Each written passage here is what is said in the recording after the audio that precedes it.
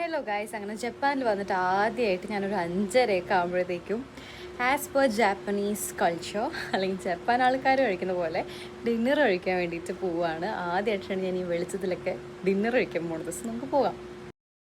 So നമ്മൾ പോയിട്ടുണ്ടായിരുന്നത് Miyazaki തന്നെ മോസ്റ്റ് ഫേമസ് ആയിട്ടുള്ള ചിക്കൻ നാമ്പ കഴിക്കാനാണ്. അപ്പോൾ അതിൻ്റെ ഒറിജിനൽ ആയിട്ടുള്ള ചിക്കൻ നാമ്പ കഴിക്കാനാണ് ഞങ്ങൾ പോയിട്ടുണ്ടായിരുന്നത്. ഇത്രയും ദിവസം ഞാൻ കഴിച്ചിട്ടുണ്ടായിരുന്നൊക്കെ വെറും ഡ്യൂപ്ലിക്കേറ്റ് ആണെന്ന് എനിക്ക് തോന്നിപ്പോയിട്ടുണ്ടായിരുന്നു കേട്ടോ.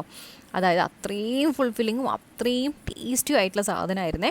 അപ്പോൾ നമ്മൾ ഏതൊരു ജാപ്പനീസ് റെസ്റ്റോറൻറ്റിൻ്റെ മുന്നിൽ പോയി കഴിഞ്ഞാലും ഇതുപോലെ ഡിസ്പ്ലേയും അതേപോലെ തന്നെ റേറ്റും വെച്ചിട്ടുണ്ടാവും. അപ്പോൾ നമുക്ക് ആ കയറുന്നതിന് കുറച്ച് സമയം നമുക്ക് എന്തായാലും കിട്ടുമല്ലോ. അപ്പോൾ ഞങ്ങൾക്ക് ഇവിടെ എന്തായാലും നല്ല രീതിക്ക് സമയം കിട്ടിയിട്ടുണ്ടായിരുന്നു. ഞങ്ങളൊരു 30 മിനിറ്റിൻ്റെ അടുത്തോളം വെയിറ്റ് ചെയ്തിട്ടാണ് കേട്ടോ നമ്മൾ ഉള്ളിലോട്ട് കയറുന്നത് തന്നെ. അങ്ങനെ നമ്മൾ പേരൊക്കെ എഴുതി വെച്ചു. പിന്നെ അവർ സ്ലോലി വന്ന് വിളിച്ചു, നമ്മൾ കയറി. അങ്ങനെ നമ്മൾ ആദ്യം തന്നെ ഫുഡ് ഓർഡർ ചെയ്തു. 10 മിനിറ്റ് ആവും 20 മിനിറ്റ് ആവും എന്നൊക്കെ ചിന്തിച്ചിരുന്നു. ലാസ്റ്റ് 50 മിനിറ്റിൻ്റെ അടുത്തോളം എടുത്തു കിട്ടും. അപ്പോൾ നമ്മൾ 4 പേരെ പോയിട്ടുണ്ടായിരുന്നു. അതിൽ ഞങ്ങളുടെ ഫ്രണ്ടിന് ഓൾറെഡി ലേറ്റ് ആയിട്ടുണ്ടായിരുന്നു വർക്കിന് വേണ്ടി. അപ്പോൾ അവൾ അങ്ങനെ വർക്കിന് പോയി. 1 മണിക്കൂറായി.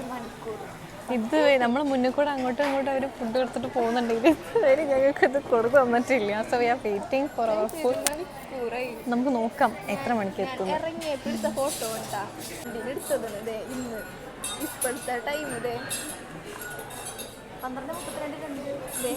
അങ്ങനെ ഇരുന്ന് ഞങ്ങൾ നല്ലോണം ഇറിറ്റേറ്റഡ് ആവാൻ തുടങ്ങിയിട്ടുണ്ടായിരുന്നു കേട്ടോ. ആൻഡ് ഫൈനലി ഒരു 50 മിനിറ്റിൻ്റെ അടുത്തോളം വെയിറ്റ് ചെയ്തിട്ടപ്പോൾ നമ്മുടെ ഫുഡ് വന്നു. അപ്പോഴത്തേക്ക് ഞങ്ങൾക്ക് ഗ്യാസൊക്കെ കയറി തുടങ്ങിയിട്ടുണ്ടായിരുന്നു ഓൾമോസ്റ്റ്. ആൻഡ് അങ്ങനെ നമ്മൾ പിന്നെ വേഗം ഫുഡൊക്കെ വന്നു. വേഗം തന്നെ നമ്മൾ സെറ്റാക്കി ഇത് കഴിച്ചു.